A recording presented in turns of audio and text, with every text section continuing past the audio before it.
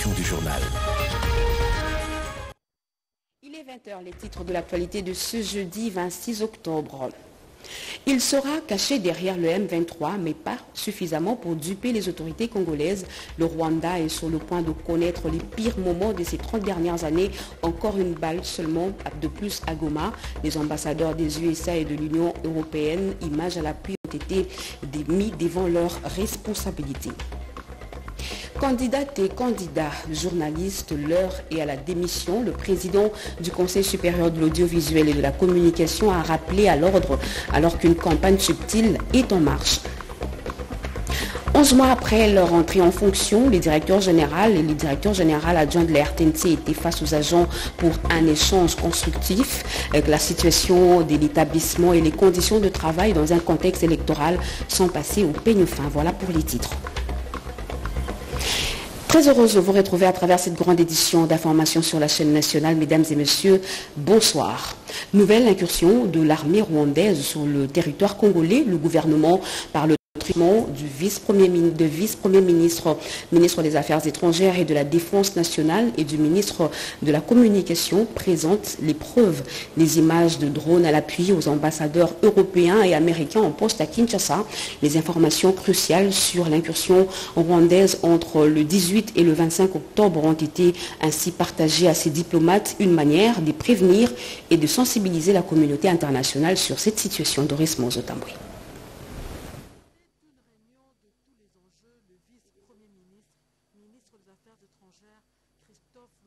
Palapena Pala et son collègue de la Défense nationale Jean-Pierre Bemba Gombo en présence du ministre de la Communication et des Médias, porte-parole du gouvernement Patrick Mouyaya, ainsi que le vice-ministre des Affaires étrangères Crispin Mbadou Panzou ont eu des mots justes pour mettre la communauté internationale devant ses responsabilités. Les ambassadeurs des États-Unis et des pays membres de l'Union européenne ont eu droit à des preuves suffisantes sur l'activisme meurtrier du Rwanda à l'est de la République démocratique du Congo entre le 18 et le 24 octobre dernier. Avec images à l'appui, des colonnes de troupes rwandaises ont franchi les frontières congolaises. À Konkwe, Runyoni, Kibumba, Tchanzu, sans être exhaustif. Le vice-premier ministre, ministre des Affaires étrangères, Christophe Lutundula Palapena Pala, estime que le Rwanda n'est pas dans la logique de la paix. Et si on n'arrive pas à restaurer l'autorité de l'État partout, les victimes seront toujours nous.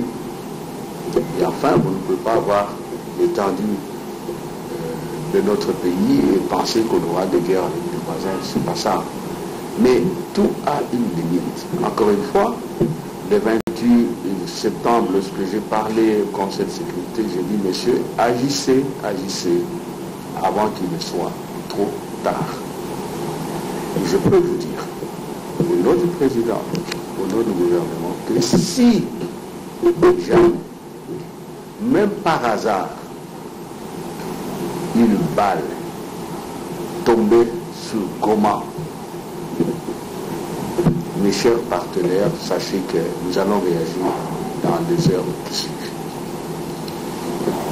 Il n'est pas coutume qu'un ministre des Affaires étrangères vous tienne cette phrase-là, c'est plutôt lui, au nom du gouvernement pour lequel nous parlons de nous. Ça n'est trop, c'est le moment. Là, vraiment, c'est trop, c'est trop. Je tenais à vous le dire, le ministre de la Défense vous a donné notre tonalité, et maintenant vous prendre à témoin. Vous avez tout le moyen de vérifier ce que nous disons. Vous pouvez vérifier les images, ce n'est pas nous, ce sont les images de la MONUSCO. Le fait que la guerre est chez nous, nous devons être le premier à tout mettre en œuvre pour qu'elle prenne fin. La République démocratique du Congo attend donc un soutien de la communauté internationale et prévient que le recours à la force est d'une grande probabilité. Et la République démocratique du Congo doit retrouver sa place de leader de l'Afrique centrale. C'est l'une des recommandations de l'atelier de révitalisation de l'accord cadre d'Addis Abeba. Pendant 2 jours, le mécanisme national de suivi, le PDDRCS et d'autres parties prenantes ont cogité pour révisiter les clauses de cet acte juridique. Joël Kayembe et Tony Djouma. De par sa position géographique de pays situé au centre de l'Afrique, la RDC sert également de levier pour enclencher les processus de paix en Afrique. Cette dynamique positive favorable à ramener la paix dans la partie est de la RDC et dans la sous-région a réuni les acteurs, parties prenantes et représentants des pays garants avec pour objectif d'évaluer l'accord cadre d'Addis Abeba et envisager des réformes sur la revitalisation de cet acte juridique. Pourquoi on ne peut pas régler ces problèmes par une approche régionale et que le Rwanda doit toujours intervenir directement ou indirectement. D'ailleurs, maintenant, on a la preuve de la présence de ces troupes sur le terrain et les alibis, les arguments qui sont avancés montrent que ça ne tient pas debout. On n'a pas vu les FARDC ou les Wazalendo s'en prendre à un groupe ethnique. Bien au contraire, on a assisté à des massacres du M23 partout ailleurs. Face à la situation actuelle, le coordonnateur du mécanisme national des suivis, le professeur Tombaloba, rappelle l'objectif de la force de l'EAC déployée sur le sol congolais. C'est de bonne foi que nous avons adhéré, mais il ne faudrait pas que l'East African Community abuse de notre bonne foi. Ils sont venus pour défendre l'intégrité territoriale et la souveraineté de la République démocratique du Congo, qui est un de leurs pays membres. Alors il ne faudrait pas que leur jeu soit ambigu. Au cours de ces séminaires, plusieurs recommandations ont été formulées, notamment le vœu de voir la RDC réaffirmer son statut dans la sous-région et des sanctions contre le non-respect des engagements des signataires de l'accord cadre d'Addis Abeba. En dehors de nos frontières, précisément en Belgique, la République démocratique du Congo a pris la parole du haut de la tribune du Forum Global Gateway. Le chef du gouvernement, Jean-Michel Samaloukonde, a vanté le potentiel de son pays qui regorge de nombreuses substances minérales intervenant dans les transitions numériques, énergétiques et écologiques. Le Premier ministre a également présenté la RDC comme une destination de tous les investissements. Marcel Moubenga et Janine Kalinga. Forum Global Gateway 2023 à Bruxelles, le Premier ministre Jean-Michel Samaloukonde présente la République démocratique du Congo comme pays solution aux défis du réchauffement climatique de la planète et meilleure destination des investissements pour la fabrication de batteries et des véhicules électriques. Le Premier ministre Jean-Michel Samaloukonde y est allé au nom du président de la République, Félix Antoine Tshisekedi Tshilombo, pour mobiliser et inviter les investisseurs privés européens dans son pays, la République démocratique du Congo, en vue d'accélérer le processus de transition numérique, énergétique et écologique. Dans son discours prononcé au nom du président Félix Antoine Tshisekedi Tshilombo, le Premier ministre a mis l'accent sur les avancées significatives. Au niveau de la RDC, je peux vous affirmer que nous avons entamé la mise en œuvre de ce projet par des actions concrètes que je me permets de vous citer ici. Premièrement, la signature en avril 2022 d'un accord de coopération à Lusaka entre la RDC et la Zambie en vue de développer une zone économique spéciale transfrontalière devront abriter des usines de production des précurseurs de batteries de véhicules électriques.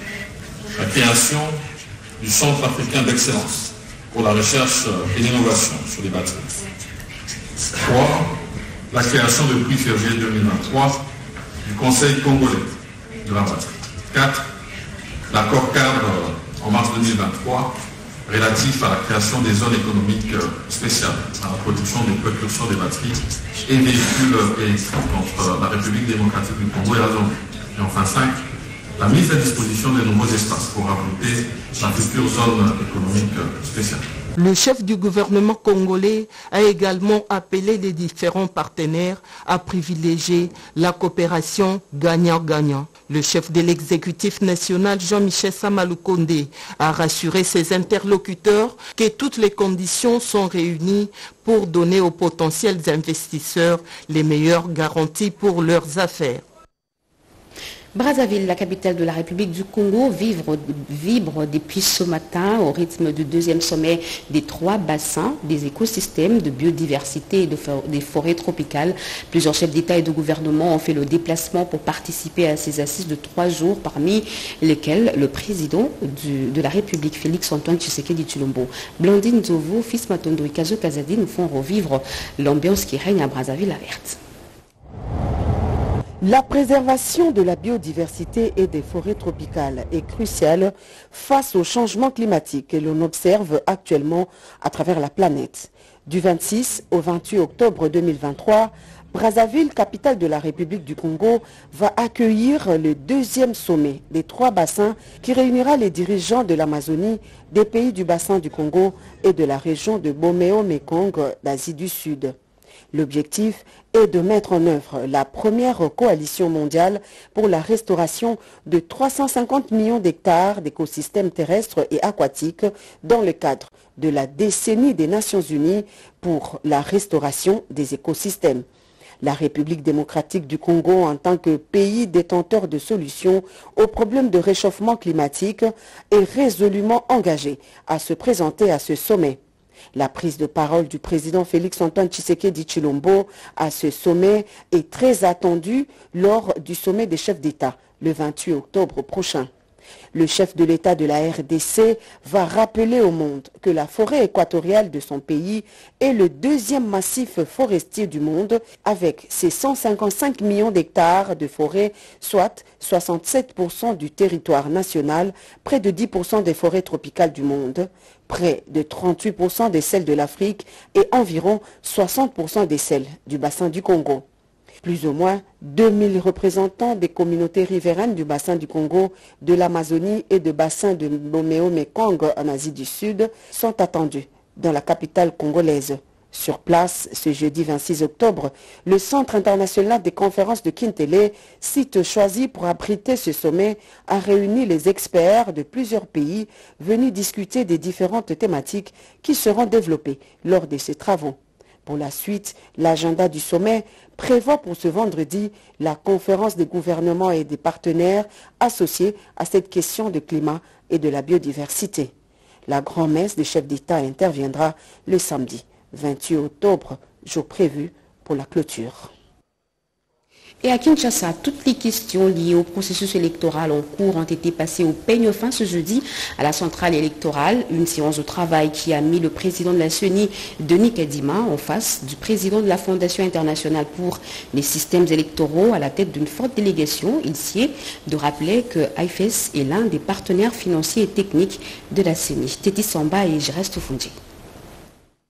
Cette réunion de travail entre le président de la Commission électorale nationale indépendante, Denis Kadima Kazadi, et une délégation de la Fondation internationale pour les systèmes électoraux, conduite par son président Anthony Bambouri, s'est déroulée en présence des 2 vice-présidents de la CENI. Bienvenue Langa Lembo et Didi Manaralinga, du rapporteur Patrice Ntsia-Moulela, du rapporteur adjoint Paul Moïno Moulemberi et du secrétaire exécutif national Toto Mabikou Toto Kani. Le numéro 1 de IFES, partenaire technique et financier de la centrale électorale, appréciait tous les efforts déployés par la CENI pour mener à bon port le processus électoral. CENI a déjà fait beaucoup pour préparer les élections. J'ai félicité le président Kadima pour tout ce que le CENI a fait, et très très bon, et sur des niveaux internationaux. Maintenant, il reste travail à faire en les prochains 2 mois avant le 20 décembre, mais j'ai beaucoup de confiance sur Kadima, le président, à cause de leur engagement et leur vision d'avoir une élection qui reflète la voix de la peuple congolaise. Anthony Bambouri a également félicité le président de la CENI et toute son équipe pour les multiples efforts déployés dans l'organisation des élections générales du 20 décembre 2023. Et puis à RTNC, les agents attendaient depuis, et c'est avant midi, la rencontre a eu lieu au studio Maman Nguebi, Archicomble. La directrice générale de la RTNC, Sylvie Elengue Nembo, n'a rien laissé au hasard. Toutes les questions relatives à la marche de l'établissement ont été abordées. Sylvie Moembo. C'est dans un studio Maman Nguebi, Noir de Monde, que la directrice générale de la radio-télévision nationale congolaise, Sylvie Elengue Nyembo, accompagnée de son adjoint, le professeur Adolphe Voto, a passé en revue la marche de cet établissement public, son objet social à la lumière des enjeux qui se profilent à l'horizon, à savoir les élections de décembre 2023. Les personnels de la RTNC 1, 2 et 3 a, sans tabou, soulevé des préoccupations résumées dans l'amélioration des conditions de travail et de l'outil de production. Le directeur général de la RTNC, Madame Sylvie Elengue Nyembo, a rassuré les uns et les autres que ces questions sont en train d'être prises en charge. 11 mois après la prise de fonction de l'équipe Sylvie Elengue Nyembo, cette rencontre d'échange a forcé l'admiration des agents et cadres de ces médias publics. Pour moi, c'est une joie immense en tant qu'agent parce que c'est pour la toute première fois de pouvoir aujourd'hui conférer avec notre comité de gestion, étant donné que ça fait pratiquement presque une année que depuis que cette comité de gestion a été mise en place à la tête de la RTNC. Donc cette rencontre en fait nous a permis de pouvoir parler donc de nos desiderata afin de pouvoir trouver évidemment gain de cause. Avec tout ce que notre DG a dit, nous osons croire que ça pourra se réaliser, surtout en ce qui concerne les amis considérés comme des collaborateurs jusqu'à ce jour qui n'ont pas encore de statut. Et comme une solution sera trouvée pour leur trouver par quels moyens ils peuvent accéder et aussi être engagés ici à la RTNC au lieu de rester avec le même statut de collaborateurs. Cet échange s'est déroulé en présence des délégués syndicaux, partenaires privilégiés de l'employeur, appelés à travailler main dans la main pour le rayonnement de la radio-télévision nationale congolaise. Vous êtes journaliste, vous êtes candidat aux échéances électorales à venir. Sachez que vous devez démissionner de votre rédaction puisque vous n'êtes plus apolitique. Ce n'est pas moi qui le dis, mais plutôt le président du CESA qui s'exprimait ainsi ce jeudi devant les professionnels des médias. Christian Bossembe estime que les propos du journaliste candidat exposent aussi son organe de presse. On écoute au micro de Jessica Passeli. Vous dites que vous êtes candidat. Ça veut dire que vous voulez parler pour le compte des gens. D'ailleurs, en principe, le bon sens voudrait que le jour où vous ambitionnez et que vous déposez la candidature, vous arrêtez de travailler comme journaliste. Ça, c'est le bon sens. Parce que dans une société criminelle, les gens se cachent toujours derrière la loi, mais jamais derrière les valeurs. La loi n'a pas dit, la loi n'a pas dit. Oui, la loi ne peut pas dire, mais le bon sens dit quoi? Et là, nous sommes au niveau où on vous donne même un titre, même un numéro. Vous avez même une circonscription. Et vous voulez compétir avec les gens tout en gardant une fonction qui vous donne de l'avance sur les autres. Voilà pourquoi nous parlons aux patrons de médias qui offrent des plateaux de télévision à ces journalistes-là. Parce qu'il est difficile pour un journaliste, d'abord de toute façon, si un journaliste a le numéro et qui bat campagne avant la campagne, il est en infraction et il expose même les médias. Alors, quand ça sera le moment de la campagne, lui, ces journalistes-là ne pourra même pas, puisqu'il sera obligé de faire sa campagne. Alors, on ne peut pas faire sa campagne en disant, mesdames et messieurs, je vous présente cette émission, et puis après, votez pour moi. Non. Le but de ces sacs, ce n'est pas de fermer les médias. Le but de ces sacs, c'est de sécuriser les médias, c'est de sécuriser la presse. Donc, nous, ça nous arrange de faire 4 ans de mandat sans sanctionner un seul média. Dans notre actif, ça va être une réussite. Parce que nous commençons d'abord par la carotte, par la sensibilisation, par la prévention. Mais c'est quand on va à l'extrême que là, on agit. Et même, parfois, certaines mesures que nous prenons sont des mesures conservatoires. Et un nouvel ouvrage vient d'enrichir nos bibliothèques intitulé La RDC dans les communautés économiques régionales entre nationalité et rentabilité. Son auteur, le député national Claude Nyamongabo, l'a présenté au ministre d'État, ministre de l'intégration régionale. Et bien avant, Antipas Mboussa Nyamoussi a échangé avec une délégation de l'EAC. Les élections à venir étaient au cœur des entrevues. Sylvie Moyembo. À quelques mois des échéances électorales en RDC, la communauté économique des États de l'Afrique centrale a dépêché une délégation à Kinshasa pour une évaluation préélectorale.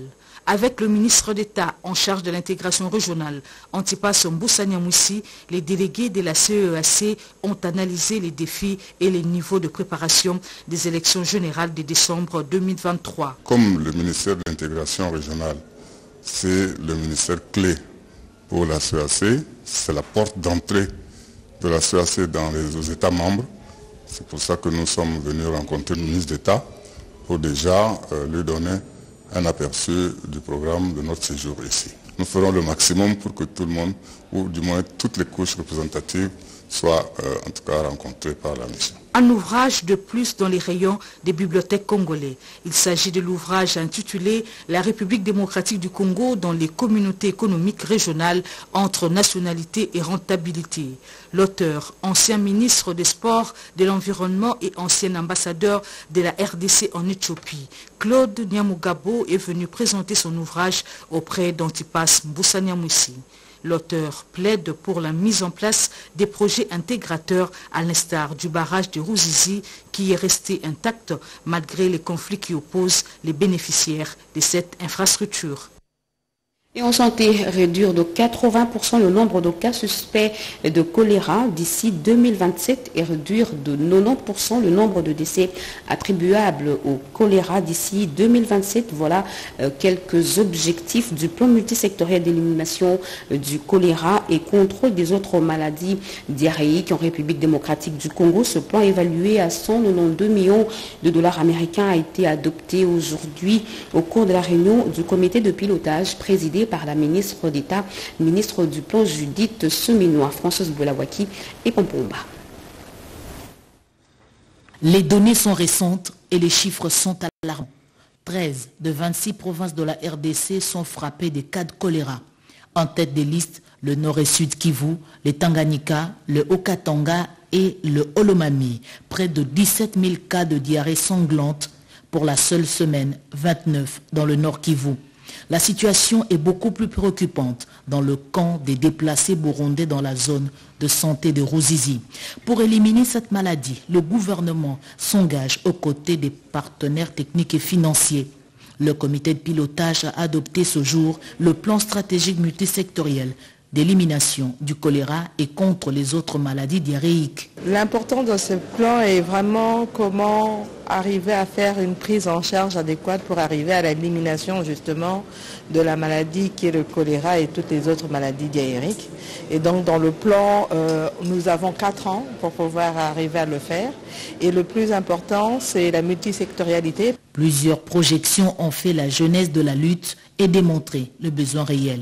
Et donc c'est un bon moment pour que la budgétisation de ce plan soit comprise aussi par nos partenaires pour qu'on puisse l'aligner d'une part, mais d'autre part pour que nous aussi dans le budget 2024 on puisse trouver les ressources nécessaires pour que ce plan soit réalisable. Le 5e PMSEC est chiffré à 192 millions de dollars américains. Ce plan vise à mobiliser plus de 22 ministères clés et précise leur contribution pour assurer l'élimination du choléra comme un problème de santé publique, a insisté la ministre d'État, ministre du Plan Judith Seminois Toulouka, président du comité de pilotage du Comité national d'action de l'eau, de l'hygiène et de l'assainissement, CNEA. Réception de 2 moteurs neufs et des accessoires pour la réhabilitation du bac de Luozi. Nous sommes dans la province du Congo central. Ces matériels ont été réceptionnés par le directeur général adjoint de l'office de route du groupe Chanik qui en a fabriqué. C'était en présence du ministre provincial des infrastructures. C'est un geste posé par le chef de l'État au bénéfice de la population de Luozi. Blaise Boko Kassanza. D'ici 30 juin 2024, sera érigé le poste frontalier à la petite barrière de Goma. Ce projet de facilitation de commerce dans la région de Grand Lac contribuera au bien-être socio-économique des populations congolaises et permettra à la RDC de retrouver sa place dans l'économie de la région. En tant qu'utilisateur et opérateur au niveau des postes frontaliers, nous inscrire pour une meilleure organisation des relations économiques transfrontalières de manière à contribuer efficacement à la croissance économique pour le bien-être de nos populations tel que voulu par son Excellence, Monsieur le Président de la République, qui tient à inscrire notre pays dans une dynamique d'intégration régionale. Après cette étape de Goma, la délégation conduite par le ministre d'État des Infrastructures a traversé le lac Kivu pour la ville de Bukavu, au sud Kivu, où un autre projet de facilitation de commerce et intégration au poste frontalier de Ruzizi a été lancé. Le projet est appelé d'œuvre pour la construction de différents postes frontaliers. En plus, ce projet va ériger un port à Itchu, sur le lac Kivu, et réhabiliter le port de Kalundu sur le lac Tanganyika. Il est prévu aussi l'aménagement des voies d'accès routier à chaque site frontalier et la construction des marchés transfrontaliers modernes qui vont servir de lieu d'échange des produits qui seront développés dans le cadre de l'appui à la commercialisation des chaînes de valeur sélectionnées. Une initiative soutenue par des partenaires étatiques et privés ainsi que les autorités provinciales. Vous venez là de suivre la mission officielle du ministre d'État, ministre des ITP, Alexis Guissaro, dans la partie est du pays, au nord et au sud Kivu, avec Erudis Kitutu Mudiri Zinkyonda. Et puis, nous poursuivons ce journal. Sachez que la République démocratique du Congo fait désormais du numérique l'un des leviers majeurs de la diversification de l'économie nationale. Et c'est dans cette logique qu'un data center est érigé à Kinshasa, dans la droite ligne du plan national du numérique Horizon 2025, sous l'impulsion du chef de l'État. Les travaux de construction de ce centre de données évoluent normalement, constat fait par le coordonnateur de l'Agence pour le développement numérique, Dominique Migisha. Yolande Voka. Le plan national du numérique Horizon 2025, impulsé par le chef de l'État, continue chaque jour de porter ses fruits, comme a pu le constater cette semaine les coordonnateurs de l'Agence pour le développement du numérique, Dominique Migisha, à l'occasion d'une descente sur les sites de la société Texaf qui réalise actuellement un investissement de plus de 30 millions de dollars américains dans le secteur du numérique avec la construction d'un data center de type Tier 3 répondant aux standards internationaux, ainsi qu'un hub de plus de 6000 mètres carrés dédié aux startups, aux entreprises tech, à la formation, mais aussi pour de très nombreuses activités autour du numérique. Donc, la volonté a été très rapidement mise sur la grande richesse du Congo qui est représentée par les 42 millions de Congolais qui ont moins de 22 ans, qui ont un pouvoir créatif très important. Et donc je veux dire, on s'est mis comme mission de les accompagner en termes de formation, en termes d'apprentissage des métiers du numérique. Ce centre multifonction au cœur de Kinshasa, construit grâce à la vision du président de la République, sera le plus grand de ce type en Afrique centrale. Et tout ça, c'est dans la dynamique impulsée par son Excellence Félix-Antoine Tshisekedi Tshilombo, président de la République, qui, avec le plan national numérique, a bien voulu a voulu faire en sorte que notre pays soit finalement le hub digital de l'Afrique centrale. Les coordonnateurs de l'ADEN s'est réjoui de l'avancée des travaux qui seront complètement terminés dans les prochaines semaines et l'ouverture officielle du hub de Silicon Village et du data center est prévue au premier trimestre 2024. Et pour plus d'efficacité de l'appareil judiciaire, la numérisation est la solution du secrétariat permanent du Conseil supérieur de la magistrature. Le secrétaire permanent Télésphore Ndouba l'a dit à l'issue de la réunion et qu'il a eu avec les partenaires de la digitalisation. Edith Chala. Au niveau du CSM, nous allons commencer à gérer les dossiers. Non, nous allons connaître les statistiques en rapport avec les dossiers qui sont en cours ou qui sont terminés dans les juridictions. Par exemple, lorsqu'on a arrêté quelqu'un, c'est dans une chambre, il y a autant de dossiers, 5, 6, 7, 8, 10 dossiers qui traînent pendant 6 à 7 mois. On peut savoir demander au chef de ces magistrats-là de faire l'inspection, soit de demander aux magistrats de vider ces dossiers-là. C'est l'avantage qu'offre le logiciel de gestion de l'appareil judiciaire présenté au secrétariat permanent du Conseil supérieur de la magistrature. Le secrétaire permanent du Conseil supérieur de la magistrature, Télésphore Ndouba Kilima, a présidé la réunion de coordination de partenaires techniques et financiers œuvrant dans la digitalisation du secteur judiciaire. Objectif, faire un état des lieux de la base des données judiciaires mise en place par ABA et PNUD d'une part et d'autre part présenter les fonctionnalités des logiciels des données mises en place par ABA et le PNUD.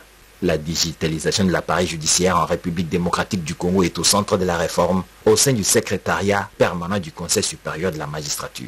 Cet organe technique de gestion des magistrats dépendait jusqu'alors d'une ancienne administration tenue manuellement. Un système qui entraîne du retard dans le traitement de données affectant le processus de prise de décision et partant la justice distributive. Un système qui entraîne du retard dans le traitement des données affectant le processus de prise de décision et la justice qu'attend de pied ferme le peuple de la République démocratique du Congo. Et vous le savez, Jean-Luc Mélenchon, l'homme politique français et leader de la France insoumise, est à Kinshasa. Ce jeudi, au Palais de la Nation, il a été reçu par le président de la République, Félix-Antoine Tshisekedi Tshilombo. Les deux personnalités se sont entretenues sur les propositions des résolutions de quelques parlementaires français condamnant l'implication du Rwanda dans les exactions sur le sol congolais. Jules Tshilombaï et Coco Molichon. Une heure durant, les chefs de l'État s'est entretenu avec Jean-Luc Mélenchon, accompagné des 3 députés français, membres de la Commission des Affaires étrangères de la République française, signataires d'une proposition de résolution devant le Parlement français qui condamne les intrusions et les exactions du Rwanda sur les sols congolais. Agissant dans le cadre d'une mission pour les parlementaires, je ne le suis plus, les parlementaires, qui ont l'intention, de retour en France, de reprendre leurs interventions pour que leurs propositions de résolution soient présentées devant l'Assemblée nationale française. Déjà, le Parlement européen s'est prononcé sur une position favorable à la RDC et pointant la responsabilité du Rwanda. Quant à moi, à cet instant, puisque je suis venu invité par une université pour me présenter devant la jeunesse de votre pays, j'ai voulu réaffirmer la fraternité qu'est la nôtre à l'égard du peuple congolais dans un moment où nous savons qu'il rencontre une difficulté qui est totalement importée, dans laquelle il n'a aucune responsabilité puisque pour sa part, il a respecté les engagements de cessez-le-feu qui avaient été pris. L'homme politique français et leader de la France insoumise s'est dit préoccupé par le non-respect au cessez-le-feu par le M23 et attend que la France condamne ouvertement le Rwanda. J'attends que la condamnation que la France pourrait apporter par la résolution que présentent mes collègues parlementaires fasse se ressaisir des raisons qui, à vrai dire, personnellement m'échappent.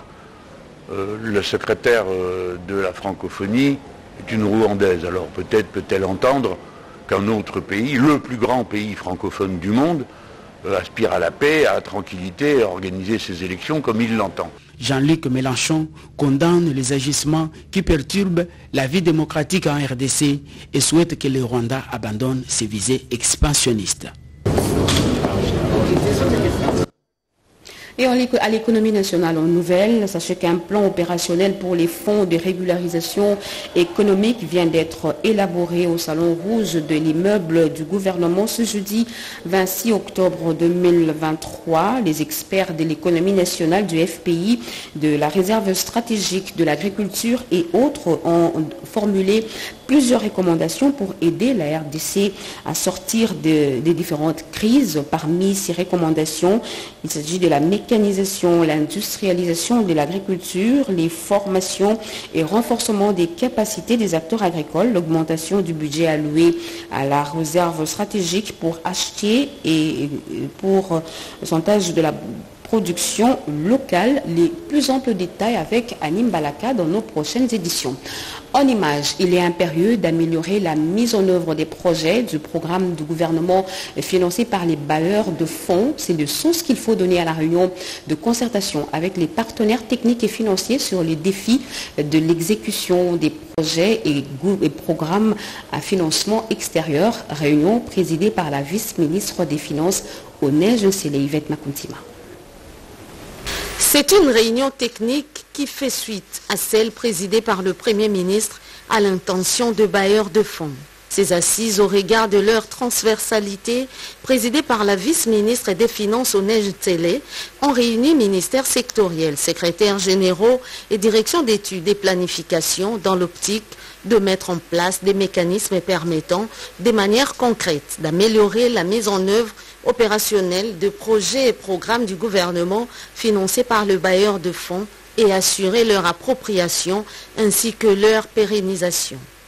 Sous l'impulsion du chef de l'État, son Excellence Félix-Antoine Tshisekedi Tshilombo, président de la République, ainsi qu'à son gouvernement, qui a réussi à mobiliser des ressources importantes ces dernières années auprès de nos partenaires pour financer le développement de notre pays à travers ces projets et programmes. Les coordonnateurs de la cellule de suivi des projets et programmes CSPP chargés de la mise en œuvre de ces vastes projets met le bouchée double pour la mise en place de ces mécanismes.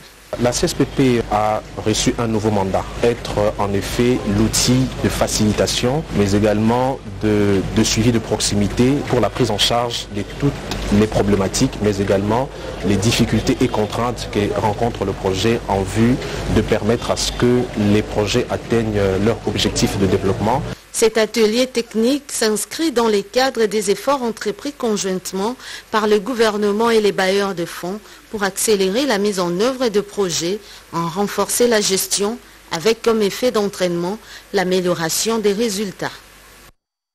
Et en politique, les territoires de Kabaré et Kaléé se rangent derrière les actions de développement entreprises par le chef de l'État, Félix-Antoine Tshisekedi Tshilombo. L'un des cadres de l'Union pour un Congo émergent a fait le tour de cette partie du pays. Regardez.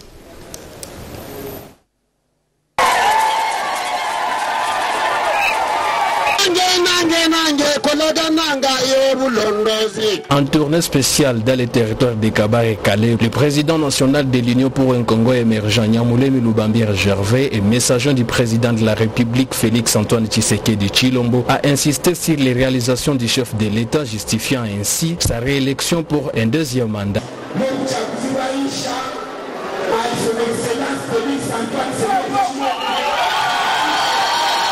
Au cours de ces marathons de 12 jours, il a fait face à une foule de personnes venues l'accueillir dans tous les coins du territoire de Kabaré et Calais. Auteur de plusieurs réalisations dans les domaines clés de la vie des communautés, Lubambir Nyamulemi Difonda Pro a reçu les remerciements des chefs locaux, des leaders religieux, des écoles et des associations bénéficiaires. Ici est de signaler que dans sa suite de cette tournée, il était accompagné par les cadres de son parti et certains députés nationaux et provinciaux dont Mme Mawa Zondianabo Chantal, candidate à la députation nationale dans les territoires de Calais.